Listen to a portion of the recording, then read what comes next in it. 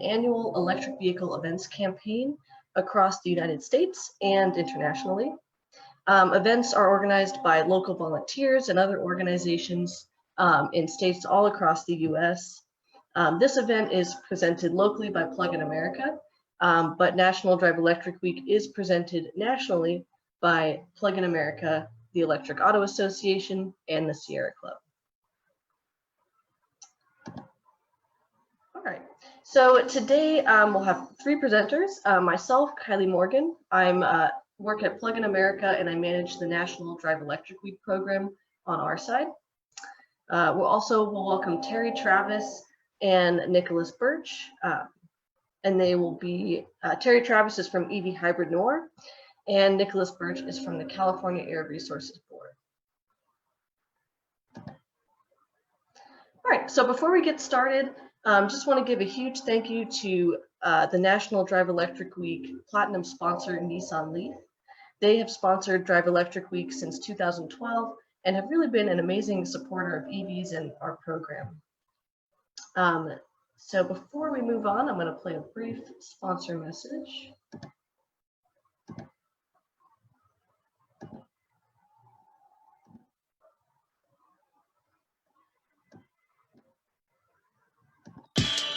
To rack up 5 billion miles, you've got to be dependable. The all-electric 2020 Nissan Leaf. J.D. Power's most dependable compact car.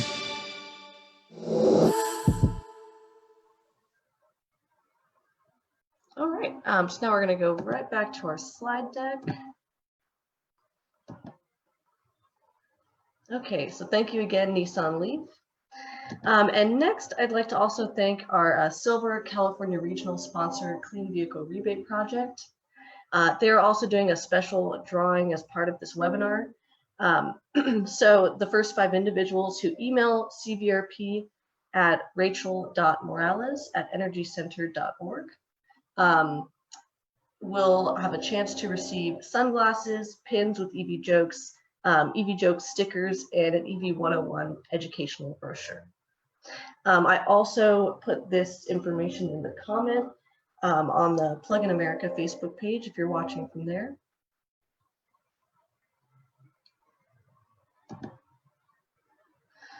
All right, so I'm gonna pretty quickly hand it over to my partner, Nicholas Birch.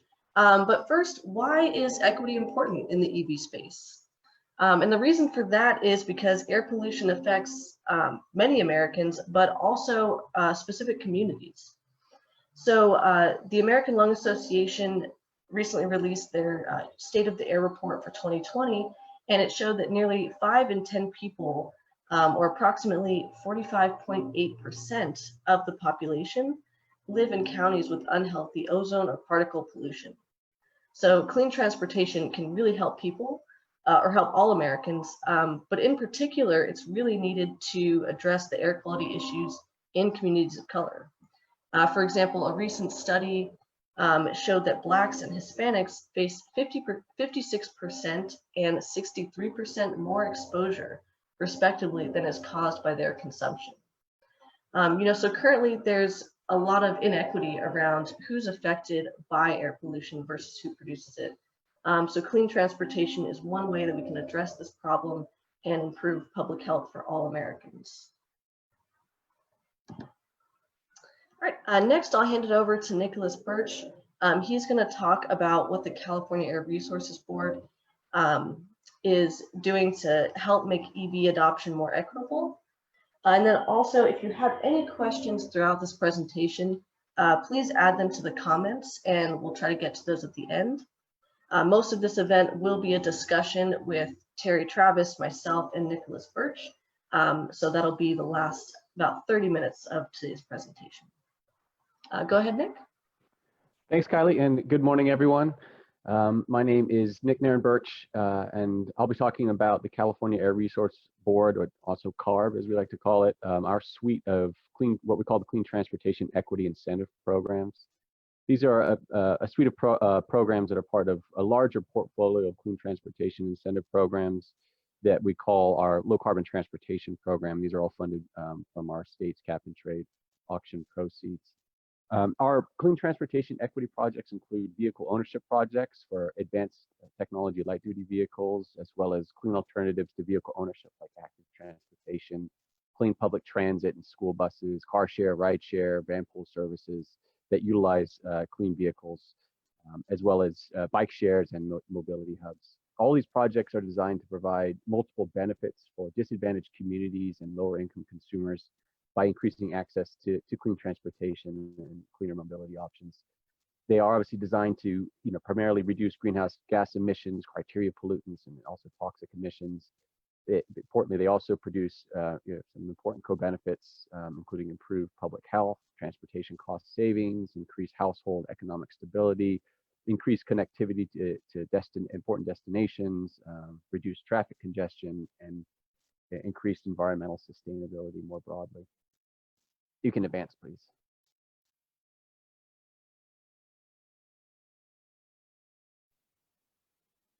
Oh, I think we may have the wrong set of slides here.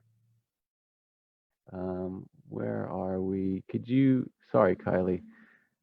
There should be a, here, let me, I think we may have the wrong set of slides. Bear with me here. Yeah, no problem. I was going to say, I can, if you want to share your screen, we can do that too. Yeah, let me just share my screen. Hold on. Okay, I'm going to stop share so everyone will get to see what I look like in person. Kind of. Okay.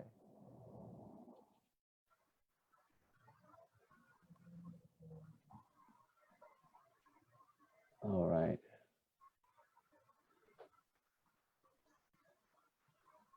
Hold on, bear with me. Are you seeing the slides yet? Yes. Yeah. Okay. Let me just readjust my screen so I can see what I'm doing here. Okay. So I just did that slide. So this is where we are now. Are you seeing the slides or the notes? It's not in presenter view, so I would do. Okay. Yeah, I'll do that right now. There we go. Okay, we're working now. Sorry about that, guys. No So these are this is graphic that shows our suite of equity, clean transportation equity projects, which we categorize into the three broad categories. I guess the teal colored ones are car ownership projects, and that's really what I'm going to focus on today. And then the darker blue are our clean mobility options. So these are the ones that are helping folks access clean mobility options beyond clean vehicles. So they're not really focused on vehicle ownership. They're car share, bike share, larger sort of regional level clean mobility incentive projects that help improve access to clean mobility in primarily in disadvantaged low-income communities. We also have the light blue, which is our outreach efforts to make sure that these programs are really, are getting to the folks and that they're understanding what we have to offer with these programs. So as I mentioned, I'm going to focus today primarily on the car ownership equity projects, and maybe some of you folks have heard of these. So these are primarily what we call our Clean Cars for All program. That's probably the biggest one.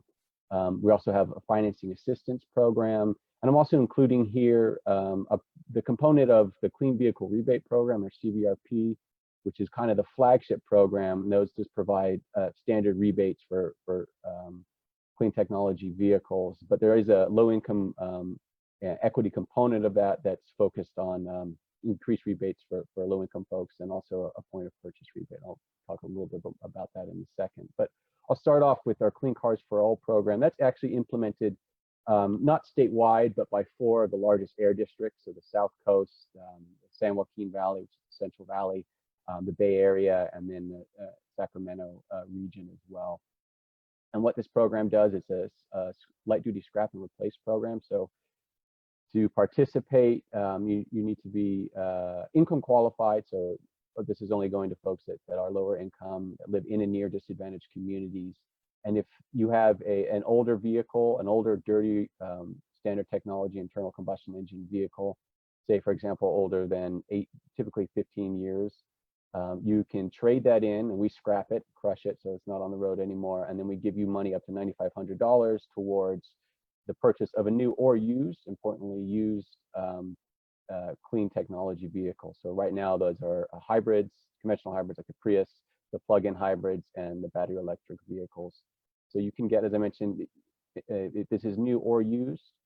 Primarily, the folks that participate in this program go for the used option because it's much more affordable. And this program's been running for about 5 years. It started in the South Coast in San Joaquin Valley, and it's, as I mentioned, expanded the Bay Area and SAC Metro. And it's been running for about 5 years now, and we've replaced about 9,000 vehicles in total. And that's starting that rate of replacement of vehicles is really increasing. So the program, we anticipate it to continue to grow over the coming years. The other large program we have is financing assistance. And this is, there are two sort of sub-programs, but the biggest one is a statewide program, which we refer to as the Clean Vehicle Assistance Program, or CVA program. And this is not a scrap and replace, it's just a vehicle purchase program. So new or used vehicles, you can get up to $5,000. Obviously clean technology vehicles, to purchase those. It's focused on low-income folks throughout the state. And it also provides low-cost loans. I mean, a lot of folks can't obviously afford the full cost of the vehicle if it's used. So this program also provides, guaranteed low-cost loans that are flexible and, are designed for folks that may not have any credit or poor credit. And that program's been running for about 2 years now, and it's growing in popularity. I can answer more questions about these programs. I won't get into too much detail now, but feel free to ask more questions when we get to the question period. And as I mentioned, there's the CVRP low income. So that essentially is you get a couple grand more for the rebate on the vehicle. And typically how CVRP works is you purchase, this only applies to new vehicles. So obviously there's not a whole lot of low income folks that are able to buy a brand new vehicle. So that this rebate is increased if you are low income. And there's also what we call the Rebate Now program, where you can, you actually get a point of purchase at the dealership. You get the rebate amount taken off your vehicle, which really helps when you, for low-income families to purchase the vehicles, because they often don't have the money to put up front to then wait a month or two to get the rebate in the mail. But the CVRP is also what we say is stackable. So you can add it on to either the Clean Cars for All program or the financing assistance program if you choose through those programs to purchase a new vehicle, to really get a significant up to $14,000 off the purchase price of a new vehicle. And also you can lease and get the same amounts that way. So it makes it, if you are looking to get a new vehicle, and typically it's folks through these programs lease them, then you can get quite a bit of money down and make that really affordable to be able to buy these clean cars. All right, so this is, as I mentioned, these are our non-vehicle ownership, what we call the clean mobility options. I'm not going to go into a lot of detail, but I just wanted to highlight that we are doing, working on clean mobility in low-income and disadvantaged communities by providing, access to clean mobility options like bike share, car share, van pools, and so on. I can answer some questions on those later too, if folks are curious. And what's really important too, I want to highlight here are our outreach efforts. So not only creating these programs and having them available, but really making sure that we are reaching the communities that we're intentionally trying to meet our priority populations, making sure we're providing a clear message that there's understanding and awareness of these programs, that folks have the technical assistance they need to complete the programs, that our outreach partners have the resources they need to really go into their communities and answer all the questions and put the time in to make sure that these programs are adequately attended, and that folks really understand and are aware of what we're doing moving forward. And one of these I want to highlight is what we call the one-stop shop, and that is a program. There's a lot of components to it, but it is a program where we work with a number of outreach partners throughout the state. You'll see those on the left there, some of them. And then what we've created, and the goal goal of this is to make it easier to participate in these programs. I showed you in the previous slides, there are a number of programs, and right now you have to apply to those individually. And so the idea is that we can create a streamlined application through One Stop Shop where folks can go to one spot with the help of outreach partners that they trust in their communities, figure out what program they're eligible for and get those applications started and get help going through each of those application processes in one source rather than having to do that individually, which is pretty time consuming and confusing to some folks. So it's really the goal of One Stop Shop is to make sure that folks, we're getting to the communities what we really want to reach with these programs, and these are the communities that probably wouldn't participate without additional help or additional awareness efforts to make sure that they're able to get in, understand the programs, complete the programs, and be connected to all the ones that they're eligible for. And so that's something that we are developing right now. We've implemented it at a small scale, but we're really hoping to launch this at a larger scale in the fall. We're also going to be rebranding it and renaming it. It's not going to be One Stop Shop anymore. It'll be hopefully a much clearer name and less clunky than One Stop Shop. But so look out for that. I can answer more questions about that later. But I really wanted to highlight not only the programs we offer, but what we're doing to make sure that these programs are reaching the folks that we really want to reach. So I have a few more slides, but I think I've been talking quite a bit right now, and I want to make sure Terry has time to talk and you guys have time to ask questions. I just want to quickly say that there have been some lessons learned in developing these programs. These were all novel, first time really any government entity has developed these programs. So it took a while to get them going, and we're still working on and improving them and making sure that they are functioning in the way that we wanted them to, and really helping the folks that need the additional help to get into these clean vehicles, and ultimately making clean transportation accessible to all the communities in our state, not just those that have higher incomes and can afford these more expensive clean vehicles. I'll just highlight quickly too. There are a couple policy documents that are driving our efforts with equity and making sure that there's equitable access to clean transportation moving forward, and that's our Senate Bill 350 barriers report. It's got a number of recommendations for how we should help folks overcome the many barriers that they face to adopting clean transportation.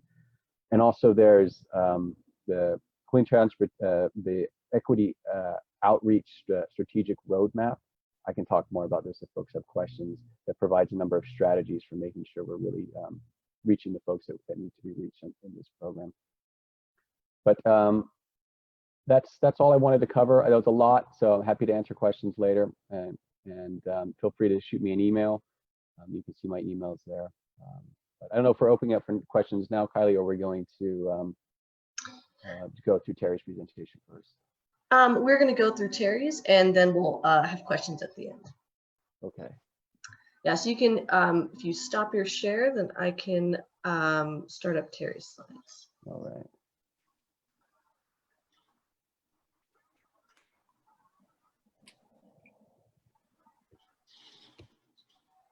There we go. Sorry about that. No problem. Okay. All right. One moment, and I'm going to start up our slides again, everyone.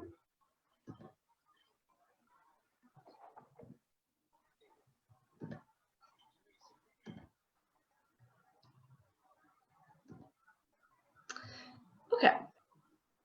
All right. So next, we're going to welcome Terry Travis from EVHYBRIDNOIR'S. This webinar is meant to be a national discussion of equity. So what we just heard from the California Air Resources Board was some examples of policies that help improve equitable EV adoption. And so, after Terry's presentation, we're going to bring it to a national level and, see what the challenges are and see what can be done to improve access. All right, go ahead, Terry. Good morning, everyone. I'm Terry Travis with EVHYBRIDNOIR'S, the nation's largest network of diverse EV drivers and enthusiasts. Glad to be here, and specifically glad to be talking about equity in the e-mobility space. I think it's a very timely conversation, and I think it's something that is extremely important, and as the organization's main area of focus. And so we've been doing this work nationally for quite some time, and really every day it has become more and more apparent that this is something that we have to raise so that more folks are able to understand what the benefits and where the opportunities are.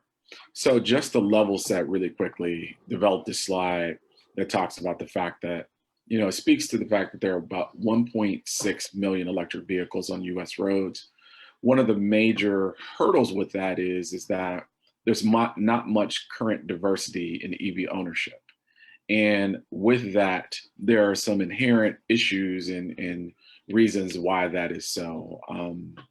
Going back to our organization and why we were even founded and formed is because there are challenges and barriers that diverse EV drivers face and deal with that I think is a little different than the general market population. And so having an organization with members and chapters across US and Canada and other parts of the world to be able to provide and create a sense of community is been gravely important to this conversation. One of the things that we know is that we're battling 100 years of habit, as a nation and as a world, essentially. We've had 100 years of habit with fossil fuel. So folks get up in the morning, they put gas in their car if they have one, they drive to work, or drop kids off at school or whatever the case may be. And it's just systemic. It's just something that we know to do. And now we're at an inflection point where this is being totally disrupted by a new form of transportation and mobility. And we need to make sure that as this advanced mobility comes across, that all folks have access to it.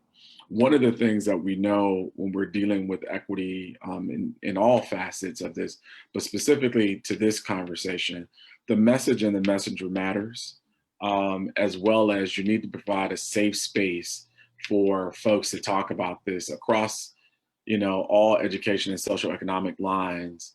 We have found we're doing focus groups across country, and we found that most folks just don't know enough about electric vehicles. And so having that safe space for folks to be able to ask questions to their peer groups is gravely important. Next slide, please, Connie. One of the things, before I get into the barriers to EV adoption, one of the things I wanted to do was talk about, we're talking about equity, but I think that for many people, they define it in different ways. And so I'm just going to give a quick overview of how we define it and through our work. So for us, equity in EVs and equity in e-mobility is development of a transportation system that increases access to high quality mobility and reduces air pollution, enhances economic opportunities to all members of the community.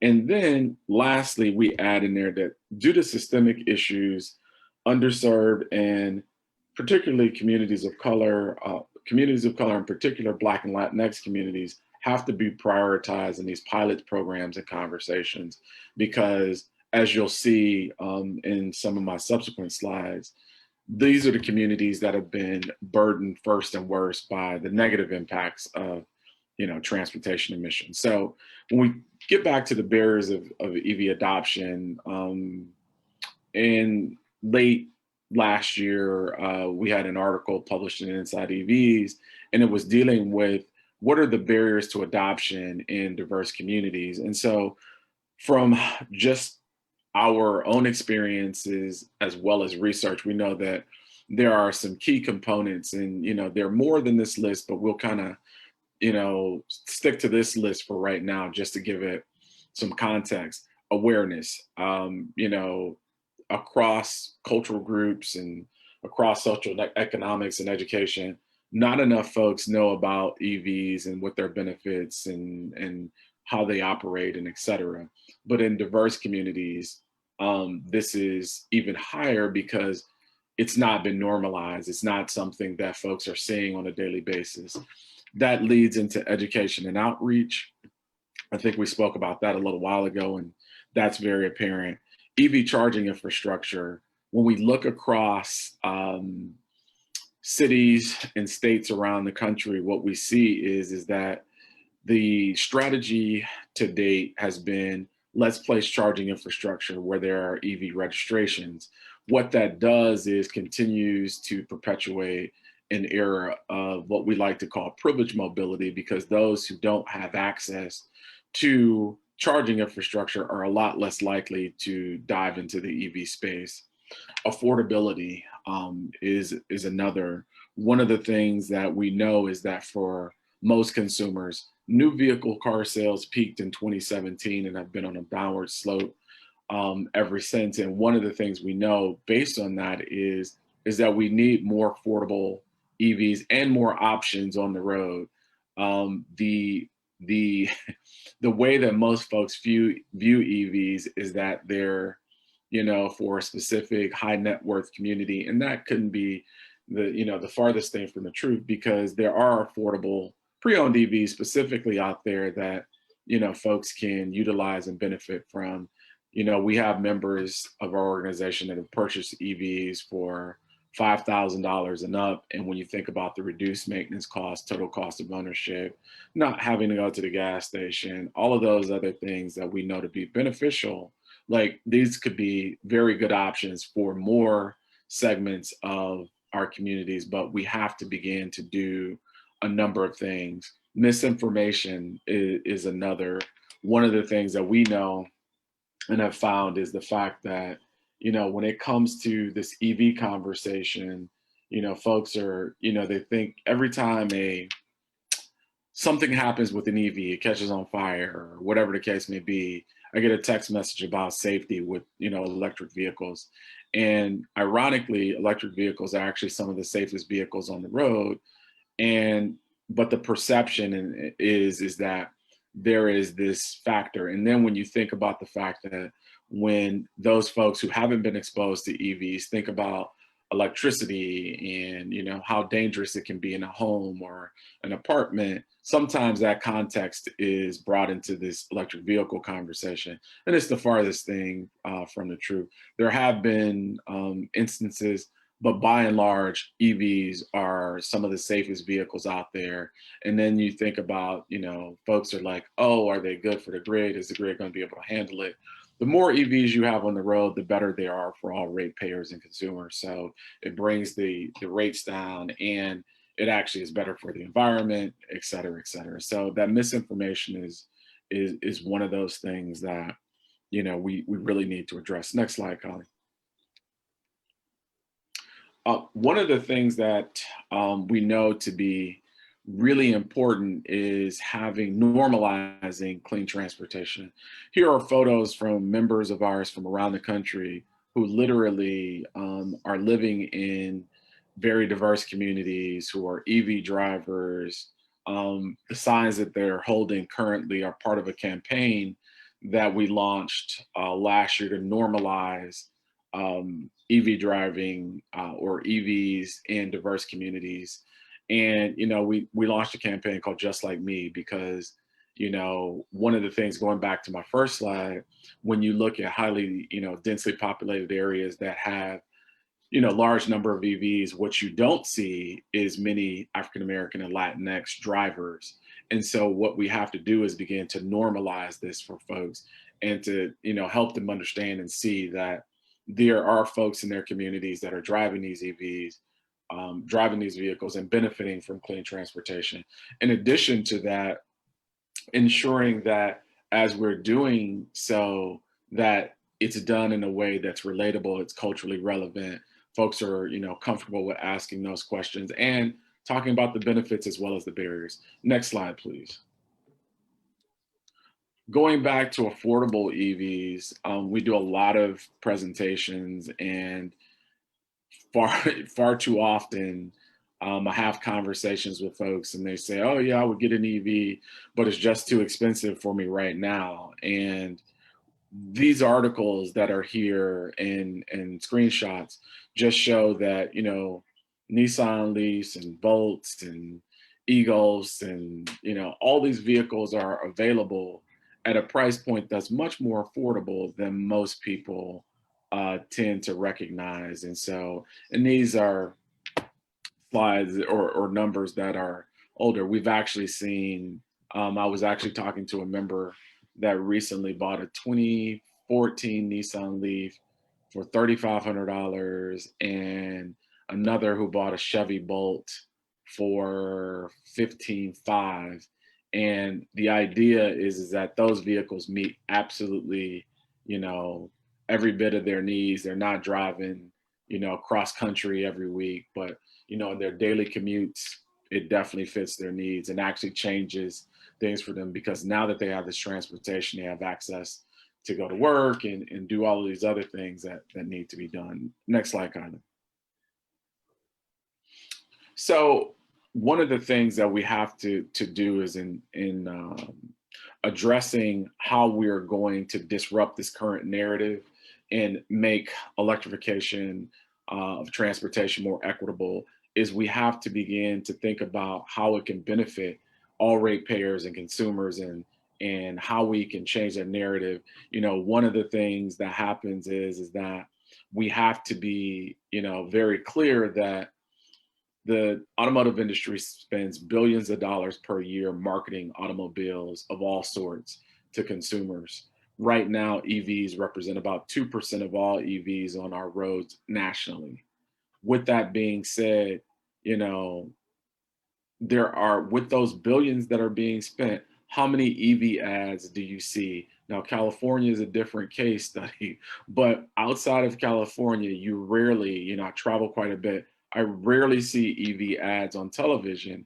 And as a result, that leads to the conversation around why the proliferation or why the market penetration is, you know, not the way that it is. However, Consumer Reports and Union Concerned Scientists recently did a study last year and showed that the two groups that have the highest propensity for EV adoption are African American, followed by Latinx groups, because, you know, transportation mobility are seen in a very different way. It's not as utilitarian, because of redlining and some of the other issues. You know, mobility and access to transportation is just viewed through a different lens.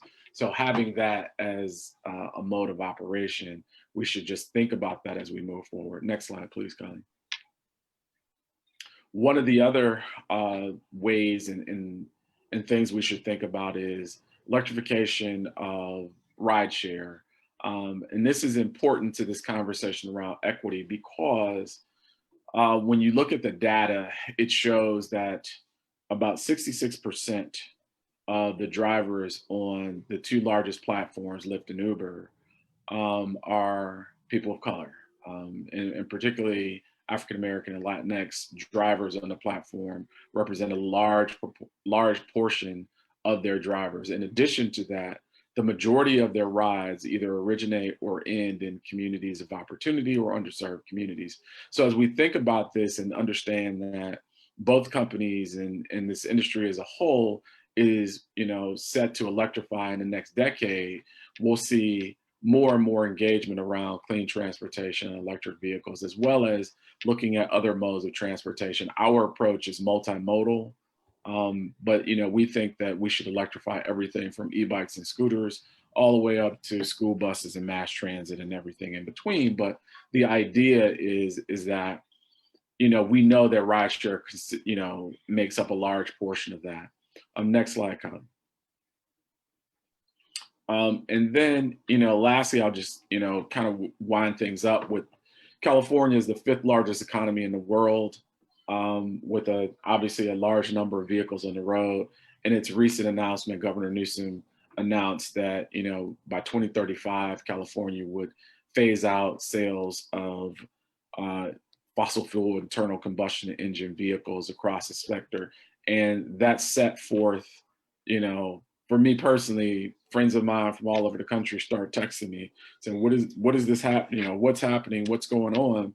But I think that what we need to be mindful of is that we're going to see more of this happening across the country. And as we see more announcements like this, we need to ensure that as we're moving forward through this advanced mobility future, that we're providing equitable access to diverse communities and making sure that folks are represented and are able to benefit from this new future. And so you need programs like One Stop Shop and others that, CARB have implemented. You need programs to engage folks at K through 12. You need programs to engage individuals where they are and not assume that because this is something that is top of mind and priority to us, that it's automatically going to be top of mind and priorities to them. And we just really need to start this work and really prioritizing those communities that have been hit and burdened first and worst. So I'll stop there and then we can start the Q&A.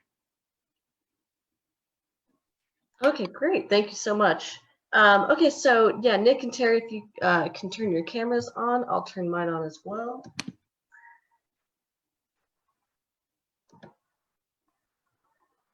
Okay.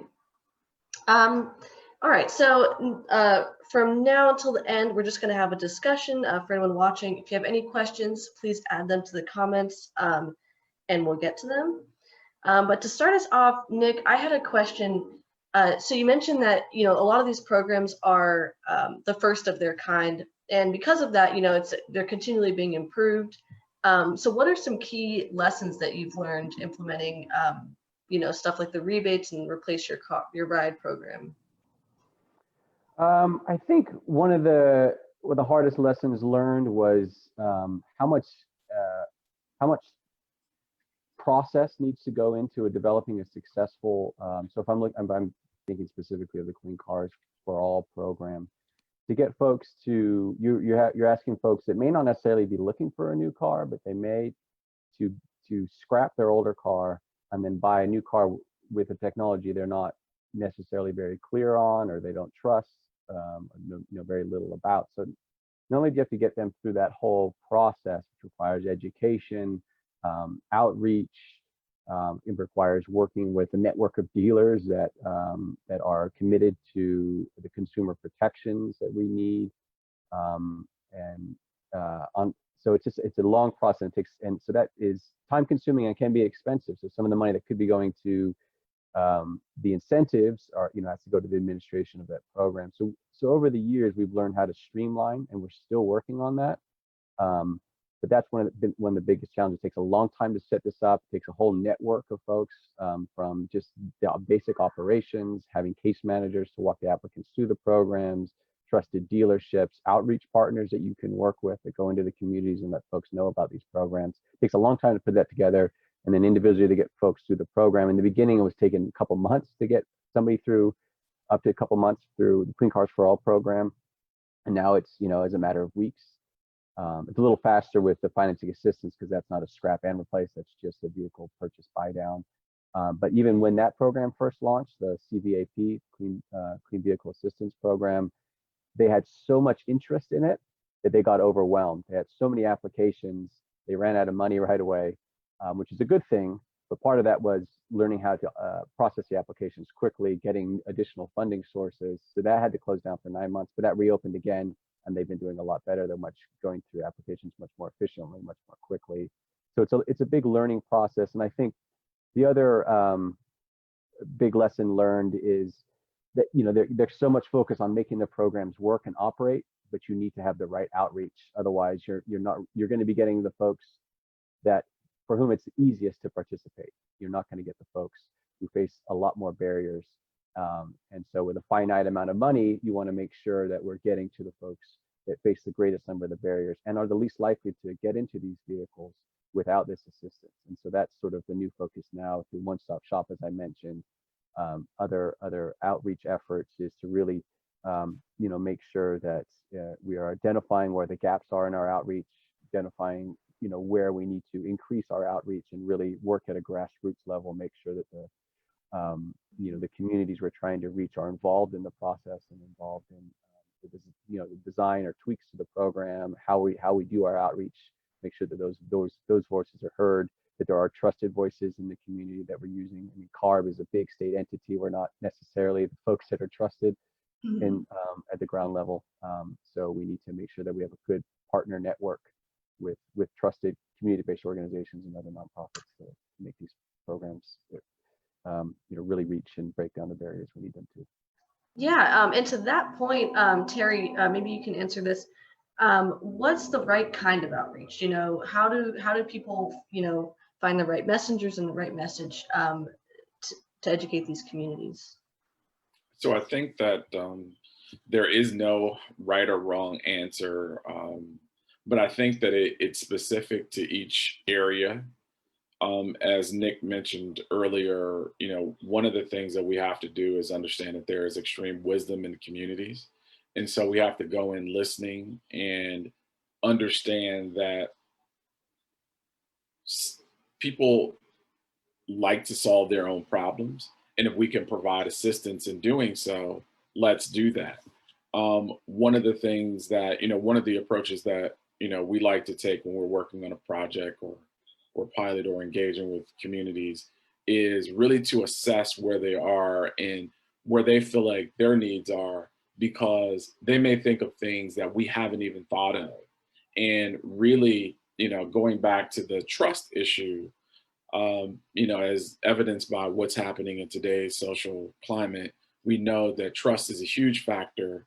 And when we come in and start talking about mobility and transportation and all of those things, and in an inherently different way than what folks have dealt with for the majority of their lives, it's going to take some trust. We're going to have to show them. And, we get this question all the time. Well, if it's so great, if these vehicles are so great, why isn't everybody doing it? Why don't I see them everywhere? And so we have to explain, to folks like, hey, there are in specific communities, but we want to make sure that, everyone is lifted up by this advanced mobility and that no one is left behind. But it really comes down to relationships and trust, and having folks that can really articulate this in a culturally relevant way that the communities will be able to relate to. Great, thank you. Yeah, and on that note, I know one of the partners you mentioned, Nick, was Liberty Hill, and for similar partners, I think that those groups are community-led or community-based organizations, that routinely work really closely with the community, and so maybe for either of you, what makes those groups ideally suited to raise awareness about these programs?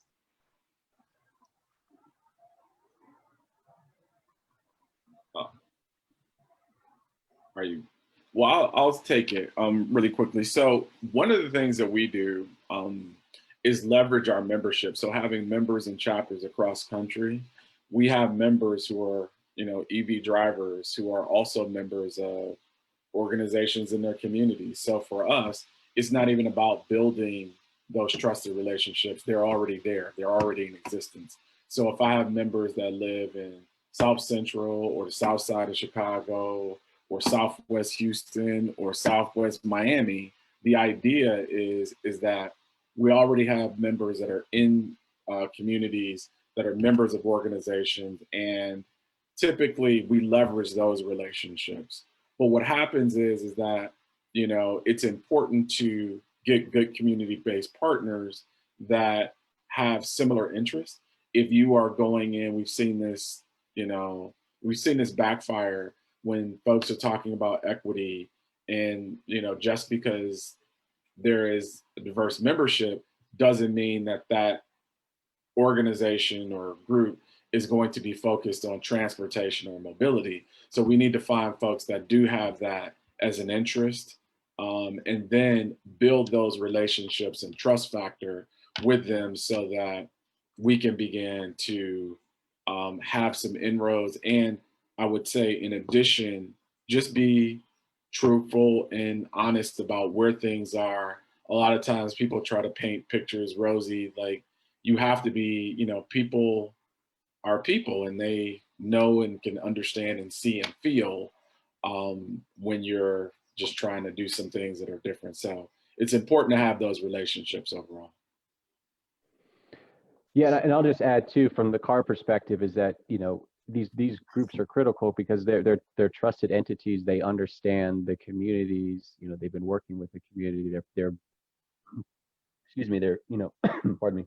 They're made up of members of the community. So in terms of messaging, there's never a one-size-fits-all message for outreach. And we can't try to reinvent the wheel, and we need to take advantage and partner with these organizations that know their communities well and can pass on the message. Also, a big part of that too is sorry, excuse me, there is a lot of these community-based organizations don't always have the capacity or the technical assistance needed to do the outreach that we'd like them to do. So that's something we're really working on, is finding ways and providing funding so that these community-based organizations have the capacity to take on this additional outreach that we would like to have them do. So that's a big component, a big part of our strategy, is getting money to these groups and helping them get the resources they need to be our voices in the community.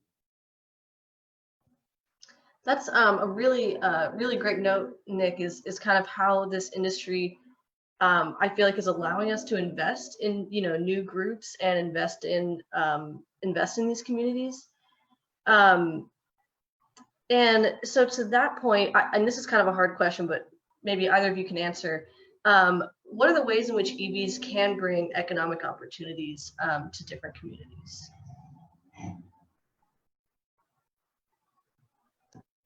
I can start off quickly with that.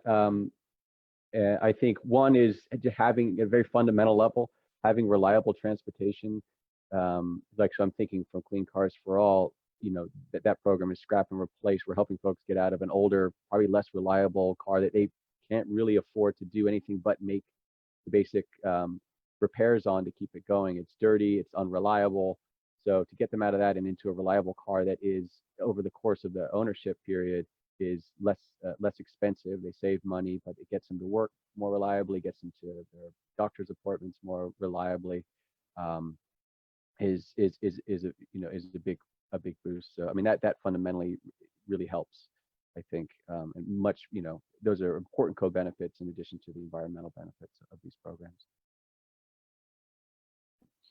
Yeah, and I'll jump in and add that data shows that the two most important factors when it comes to economics in underserved communities and diverse communities as well is access to reliable transportation, and the second is commute time. What we've seen in communities is a displacement of poverty. So when we start thinking about underserved communities, in particular, when you think about what's happening nationally, you've seen communities have to deal with redlining, environmental justice issues, and now gentrification and all its other ills. And so the idea is that when you look at major urban cores around the country, there's been a displacement of poverty. And so as we begin to think about specific communities that may be underserved, the idea is that if the person doesn't have access to clean transportation, or access to transportation, clean or not, it's going to be more difficult for them to be gainfully employed. So in addition to that, if we can replace that with cleaner transportation, that helps things. But then we have, some of the pilots that we're working on across country include workforce and economic development opportunities, training those communities who have been burdened and plagued by the negative aspects of transportation emissions to be trained and retrained to actually work in the deployment of charging infrastructure, maintaining that infrastructure, working at different facilities that are electrifying their fleets. So now we can change the public health trajectory and outcomes. We can change access to transportation or transportation burden, and we can change the idea of workforce and economic trajectories of communities. So those are things that we're really laser focused on. And on that note, Terry, do you, or maybe Nick too, are there any model policies that you would point to as kind of an example for other states, looking to start this work and just make EV adoption more equitable? Maybe what's one model policy you like and why you like it? Terry, I'll let you go with this because I'm probably a little biased. You have a better perspective of everything that's going on in the whole country. No, I'm gonna let you take it because you okay. Actually, yeah, I think that, but you can start and I'll jump in sure. after you because I definitely think that you have something to talk about. Yeah, thanks, Harry. So yeah, obviously I'm coming from the perspective of the state of California and our Air Resources Board. I think I'll just step back a little bit for context. The first and the flagship big clean vehicle incentive program in California is that for light duty anyways, is the CVRP, the Clean Vehicle Rebate Program, which was pretty celebrated for a while, but then you realize, it's not really helping, the low-income folks, disadvantaged communities, underserved communities, and so that's where the idea of the equity and the motivation for the equity projects came in, is how do we fill those gaps, and so we've learned a lot during that period, and I think the financing assistance program that I was talking about, the Clean Vehicle Assistance is another name for it. I think is a good model program. Clean Cars for All as well. That's a slightly more complicated program because it's scrap and replace. So you're getting probably better emissions benefits, but it's a little bit more sophisticated and clunky to operate, because you're really walking through helping somebody get rid of an old car and get into a new car versus just helping somebody get into a new car. But I think obviously new or used make 80% of the folks in any of our equity clean vehicle ownership programs buy used cars, and that market is growing. We've seen like 5 years ago when we first started with Clean Cars for All, the most popular car was like a Prius, the conventional hybrid. And now by far the most popular vehicle is the plug-in hybrid electric vehicles like the Volt or the C-Max. So I think that shows that really helps these programs be successful. So you need a good secondary market to make these successful. But I think those two programs, Finance Assistance and Clean Cars for All, are great programs to learn from. We spent 5 years learning, and if another states want to adopt, I think CARB is a great resource for learning best practices for moving forward with that. And also the outreach side is critical, important to make it successful. And we're in the midst of developing the one-stop shop, as I mentioned, but I think that moving forward, once we launch that at a bigger scale, I'm hoping that too will be a model program that can be applied across states. Yeah, but we're still learning too, and I think. Yeah, I would just add that I think that when you think about what's happening on a national level, California has obviously led the conversation, being the most mature market when it comes to electric vehicle sales. And there are some other markets that are looking to do things, but I think that we're still talking about a frontier technology, and so we're talking about something that is really we're all learning as we drive, so to speak. The idea is that early on, folks thought that federal policy of having a federal tax credit was going to be the answer to everyone's problems and get all of these EVs on the road, and would trickle down into the used or pre-owned market, which would proliferate different communities. And we saw that wasn't the case. And as they began to sunset, we had to think about how do we nuance those programs and think about things in a different way.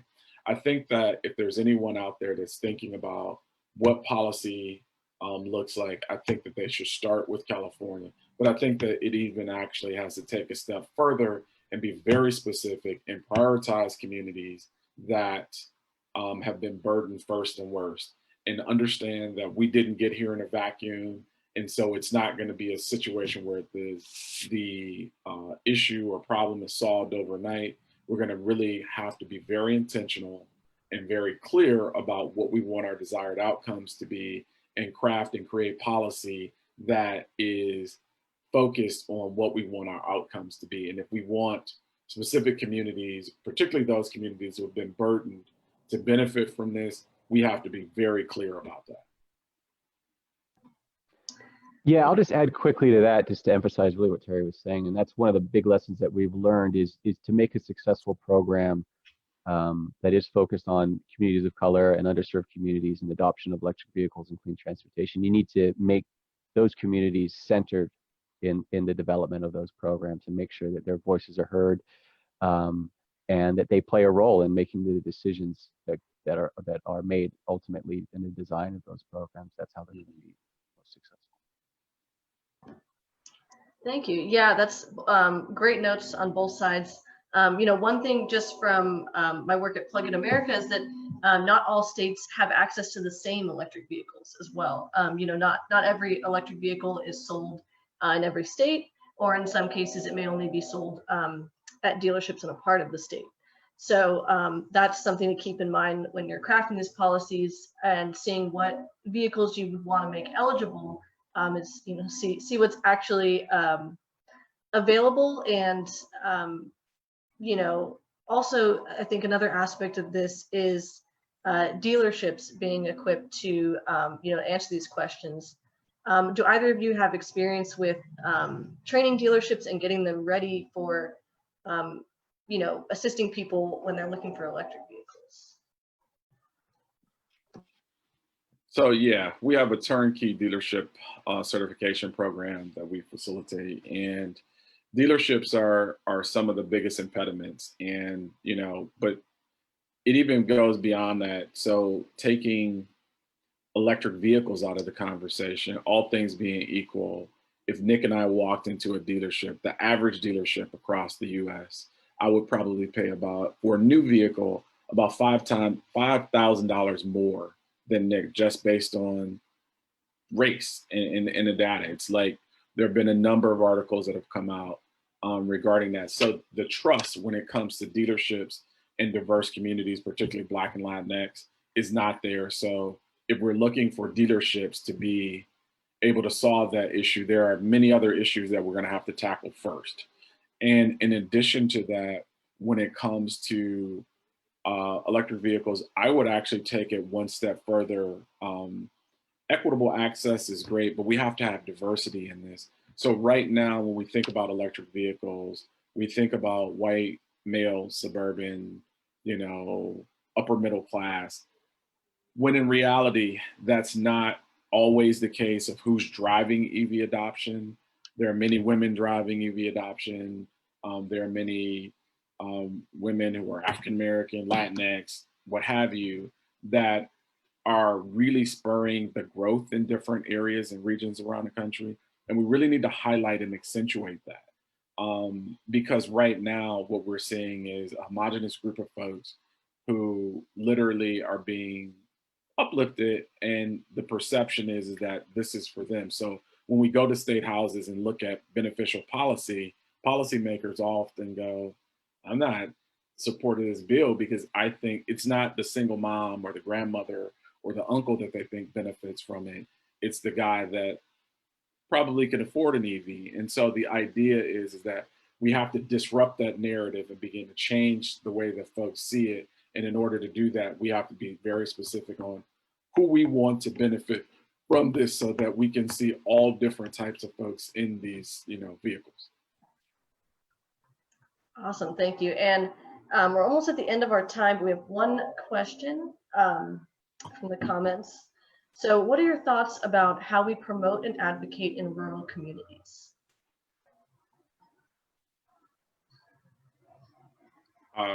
Nick? That's a very good question. And I don't know if I have a good answer for that. I think, looking at where we've, like Clean Cars for All, for example, a lot of that has been in metropolitan, densely populated areas. But I think it's easy to overlook, the rural areas, and even some of how we identify, as a state, disadvantaged communities per se leaves out rural areas. So that's something that is really important to look at. I don't know if I have a great answer for that right now, but I think it's often overlooked because rural areas are often low income as well. But a lot of the focus has been in the cities. But I think infrastructure is probably a really big part of that too. But go ahead, Terry. I know we're running.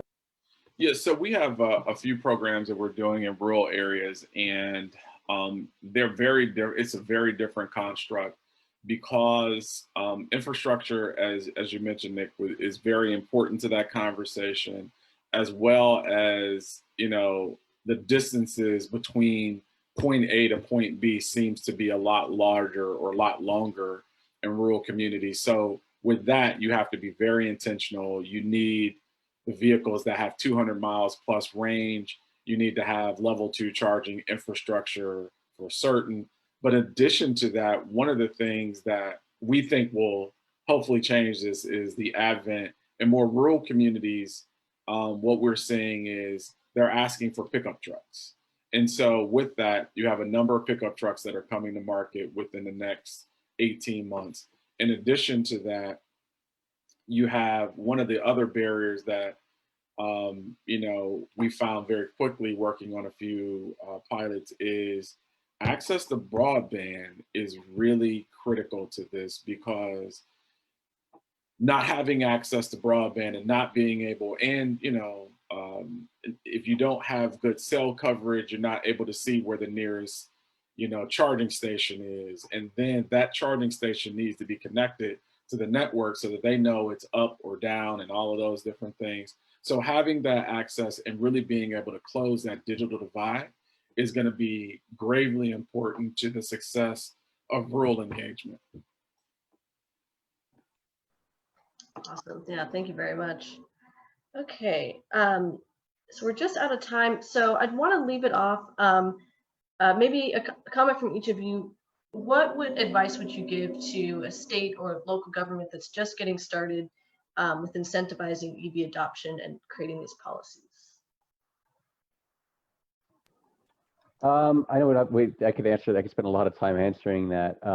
I would say don't try to reinvent the wheel. I'd say reach out and learn from the partners that have been going through this for a lot, like CARB and the air districts and community-based organizations and nonprofits that are implementing some of these equity projects, and learn from our experiences. We're always willing to help. Also, again, make sure that in the development of your projects, make sure that the communities you're trying to serve have a big role in the development and decision making of those programs. Yeah, and I would just add, quickly that, again, I think we're at an inflection point. We have the opportunity to do some very different things. If there's anyone out there that's looking to develop an equitable, EV strategy, as Nick mentioned, engage the communities to find out where they are in the process. Engage with those stakeholders who have actually been doing this a little while longer. And then there are resources and organizations out there that are doing this work. I will say clearly, when we started this work, it was bizarre. People were like, what do you mean equitable access to EVs? And now it is something that is seen through, I think, a different lens. But the idea is that there are resources and organizations that have been specifically focused in on this.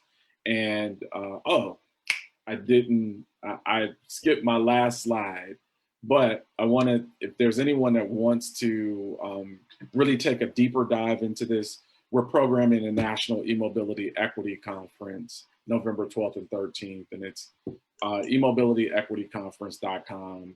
You can go there and register and it's free for nonprofits and community-based organizations as well. So I would definitely recommend that folks attend this. We'll be taking a very deep dive and have thought leaders from around the country looking at exactly how we address these issues.